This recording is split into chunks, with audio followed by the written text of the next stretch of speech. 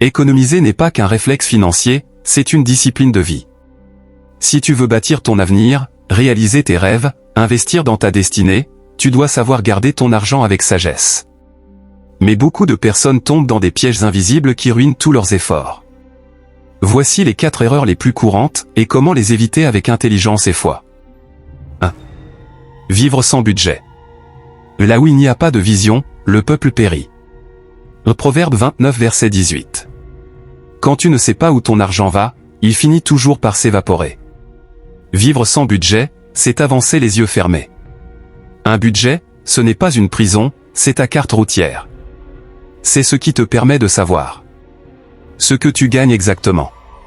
Ce que tu dépenses, souvent plus que tu ne crois. Ce que tu peux mettre de côté. Ce que tu peux ajuster ou sacrifier. Sans budget, tu survis au lieu de construire. Commence par noter tous tes revenus, puis toutes tes charges fixes. Ensuite, liste les dépenses variables. Enfin, fixe un montant d'épargne obligatoire, comme si c'était une facture. Ton budget doit refléter ta vision, pas tes impulsions. 2. Confondre envie et besoin. Tout m'est permis, mais tout ne m'est pas utile. 1 Corinthiens 10 verset 23. L'une des erreurs les plus coûteuses, c'est de céder à toutes ses envies. Une paire de chaussures en solde. Une livraison rapide sur une plateforme. Une sortie imprévue. Mais à force de répondre aux désirs immédiats, tu sacrifies ton avenir. La clé? Apprends à te poser la bonne question. Est-ce que j'en ai vraiment besoin? Est-ce que cela m'aide à avancer? Est-ce que cet achat correspond à mes priorités du moment?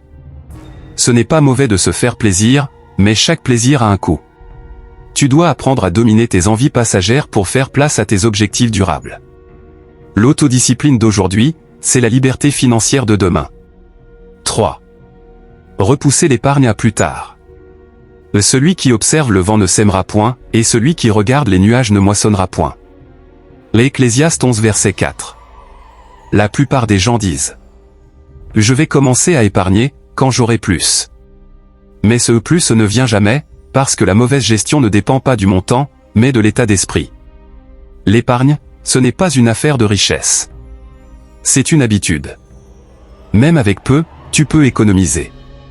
Ce qui compte, ce n'est pas la somme, mais la régularité. Commence avec 5 euros, 10 euros, 20 euros par semaine ou par mois. Crée une routine. Automatise si possible. Ce petit geste va développer en toi une discipline puissante. Et surtout, fais-le avant même de dépenser. Épargne dès que l'argent entre, pas à la fin quand il ne reste rien. 4. Ne pas avoir de but précis. Écris la vision, grave-la sur des tables, afin qu'on la lise couramment. Habacuc 2 verset 2. Tu veux épargner, mais tu ne sais pas pourquoi. Résultat? Ton argent reste quelques semaines, puis il disparaît dans un achat impulsif. L'argent sans objectif est comme de l'eau sans contenant. Tu dois donner une mission à ton épargne. Tu veux investir? Voyager? Lancer un business? Aider ta famille? Créer un fonds d'urgence? Écris-le. Visualise-le. Mets une date. Cela deviendra une source de motivation. Plus tu as une vision claire, plus tu as de la force pour résister aux distractions. Tu n'épargnes pas pour faire joli. Tu épargnes pour construire ton futur.